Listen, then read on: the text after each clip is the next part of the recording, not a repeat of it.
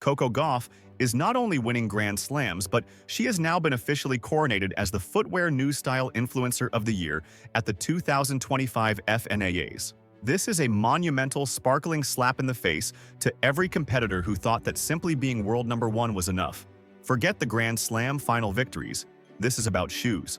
The question is, how loudly is the world number one, Aryna Sabalenka, stomping her Nike-clad feet about this ultimate off-court victory?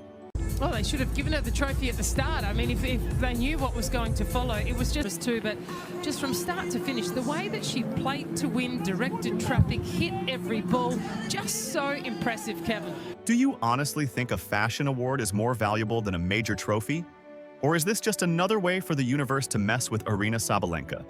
I don't know if you're aware of this as well, but on Twitter at least, you kind of consider like a sort of a fashion icon. I'm glad that people kind of take notice to it. So yeah, I guess I'm on tennis fashion Twitter. I don't know.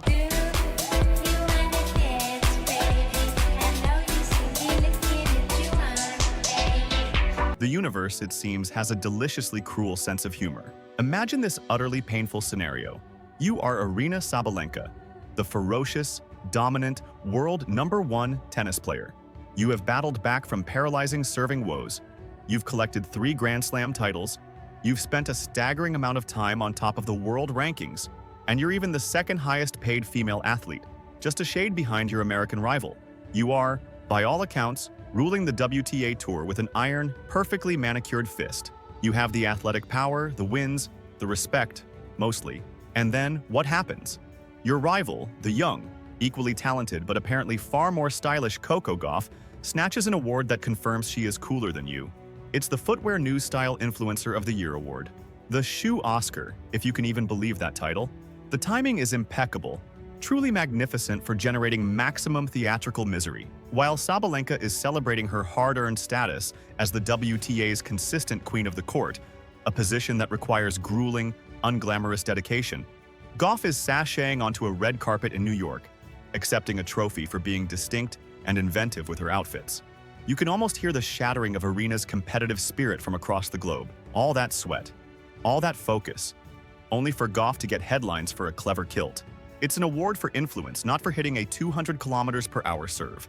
Get you somebody who cares for you like New Balance does Coco Gauff, because they've been giving her the extra special star treatment she deserves. We saw Coco's round 1 Roland Garros fit, this light gray 2-piece ensemble, but New Balance gave her another fit for Roland Garros, this darker gray dress with a cutout in the back. This is the 5th outfit Coco's wore this clay season alone. Some players only wear one outfit for like 4 or 5 months straight.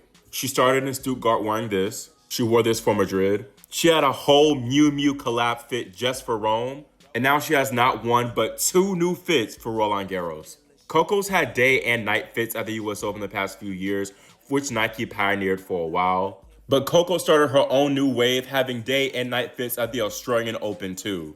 And now she's bringing day and night fits at Roland Garros, where the women don't even play in the night session like that. New Balance is on another level. It is a well-known fact that Sabalenka herself has opinions about her on-court attire. She's working with Nike, a powerhouse of global sports apparel, yet the buzz around her looks is generally centered on her powerful presence, not her groundbreaking fashion sense. She has to go the extra mile, sometimes voicing frustration with the standard issue kits, admitting to trying to throw bunch of ideas at Nike to make her outfits more special. Talk about this beautiful cutout dress you've been wearing, and what can we expect for 2026 fashion on court with you? Yeah, I mean, this dress was kind of like, let's say, together work, me and Nike. I just threw a bunch of ideas I had, and I was able to push them to give me, yeah, in a way, like my own dress. And I think it turned out being like really cool dress. People loved it, which is important. And yeah, unfortunately, next season, it just, it's not going to be that special for me, but exactly. Maybe we should just start messaging Nike Instagram and like putting some pressure on, but let's wait for 2027 because that year going to be sick. The agony. She's trying. She's pushing for her own style influence, only to be told, hey, maybe next time, sweetie.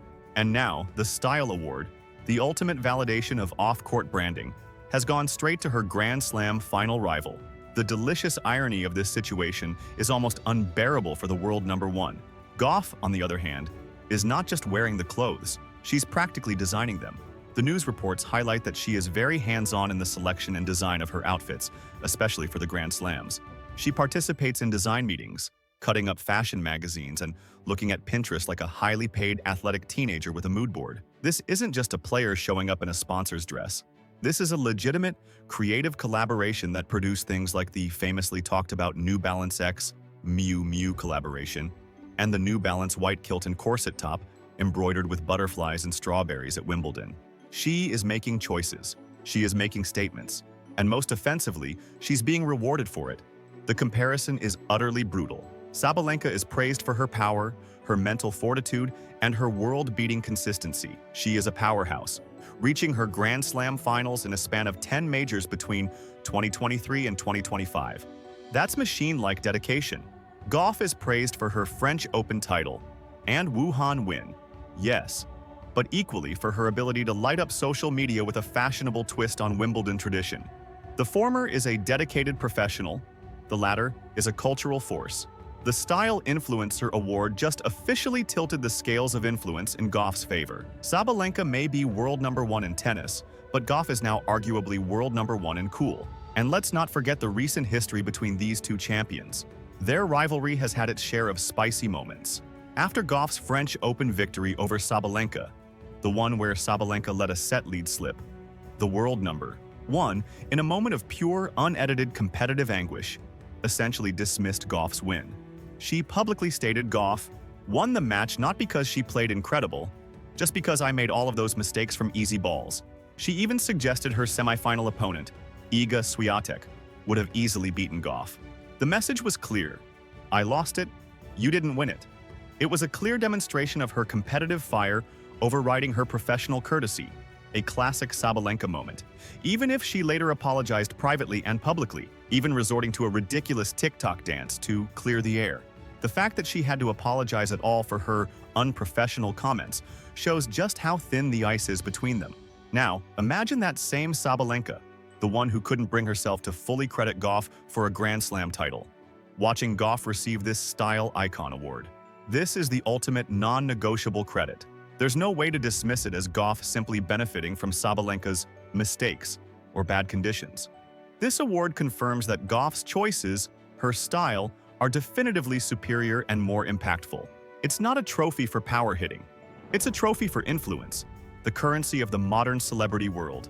Sabalenka can't argue with the Footwear news judge's decision by saying they had a bad day or made too many unforced fashion errors.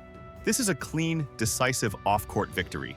The irony is further heightened by the financial metrics. Gauff, despite being ranked world number 3, behind Sabalenka at number 1 and Świątek at number 2, topped the list of highest-paid female athletes for the third consecutive year, pulling in an estimated $31 million in 2025. Sabalenka, the highest-ranked player, came in a close second with $30 million. The difference maker? The endorsements. Gauff earned nearly $23 million off the court, a staggering amount fueled by her style and image, which includes partnerships with New Balance, Mercedes-Benz, Rolex, and more. Sabalenka's endorsement money was roughly half of her total earnings, showing a reliance on prize money, even with deals with Nike, Wilson, Whoop, and Audemars Piguet. The Style Influencer Award is simply a physical manifestation of the extra millions Gauff earned over her rival. It's a gold-plated symbol of superior marketability and influence in the non-tennis sphere. Furthermore, Gauff has stated that her fashion icon is Rihanna, praising her ability to rock both masculine and super feminine fits. This suggests Gauff sees her style journey as a serious, considered process, not just throwing on whatever shirt her sponsor provides. She even name-checked Naomi Osaka as another WTA player with a strong style sense, complementing her creativity and camp style. Noticeably absent from her list of sartorial champions, the world number 1, Aryna Sabalenka, a subtle yet undeniably devastating snub in the realm of fashion. Gauff is literally talking about style and influence within the WTA, and the player sitting atop the rankings wasn't even worth a mention. Gauff is setting the standard, and Sabalenka isn't even in the conversation. This entire situation is a carefully constructed, competitive nightmare for Sabalenka. She has fought tooth and nail to be the most successful tennis player of the year. Her career narrative is one of gritty, determined struggle and ultimate victory over inner demons and opponents. Like her powerful, self-aware branding in the Nike ad focusing on her serve, which essentially told opponents, "Good luck returning that." That ad highlights pure, raw, athletic power. Gauff's narrative, however, is being painted as one of effortless cultural ascension. She is a two-time Grand Slam winner, yes, but now she is also a Forbes 30 Under 30 honoree and a style icon. She's conquering the court and the culture simultaneously. Sabalenka is the relentless machine. Gauff is the multifaceted star. The Style Influencer Award confirms that being a machine isn't enough anymore. You have to have a signature look, a distinct voice, and, most importantly, the approval of the fashion elite. Gauff has successfully created a visual identity that is entirely her own. She insists that comfort is her #1 priority. If it's not comfortable, I won't play in it. But she balances this pragmatic need with a burning desire to experiment and innovate. The phrase she uses to describe the design process, "It's like a playground," must sound like a vacation itinerary to the intensely focused Sabalenka. The ability to switch off the competitive brain and engage in this creative playground is the very talent that Sabalenka must now envy. The underlying tension here is the clash between pure athletic dominance and cultural relevance. Sabalenka owns the former, but Gauff has just claimed the latter in a spectacular, headline-stealing fashion. In a world where visibility and branding are king, Gauff's Style Award is a gold-plated crown of pure influence that even the world #1. One ranking can't purchase.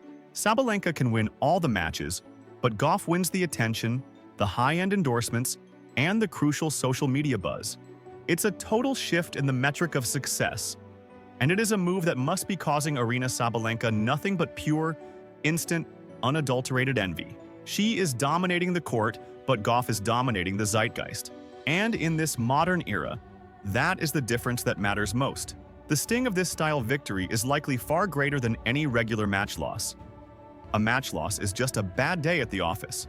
This award is a public declaration that another athlete has built a more valuable, more resonant personal brand. Sabalenka's on-court kit, despite her best efforts and her endorsement deals with companies like Audemars Piguet, is just apparel. Gauff's on-court kit is a collaboration. It's a statement. It's an award-winning piece of footwear history. She is making her own rules, both in terms of play and style, and the world is rewarding her handsomely for her efforts.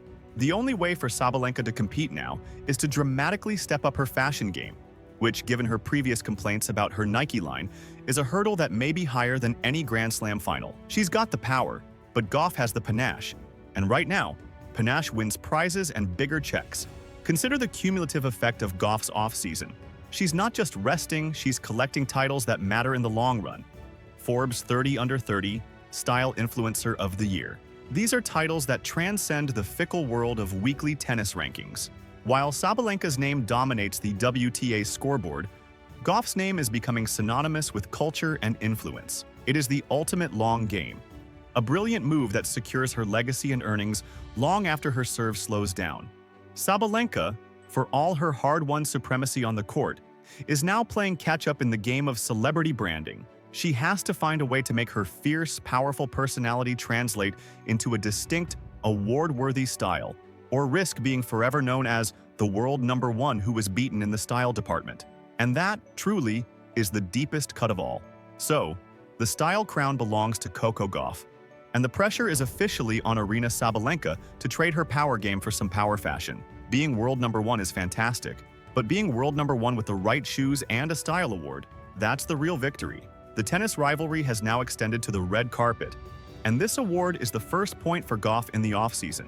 Sabalenka better start cutting up those fashion magazines. If you are absolutely living for this off-court tennis drama, give this video a like and subscribe so you can be the first to know when Aryna Sabalenka tries to launch her own questionable shoe line.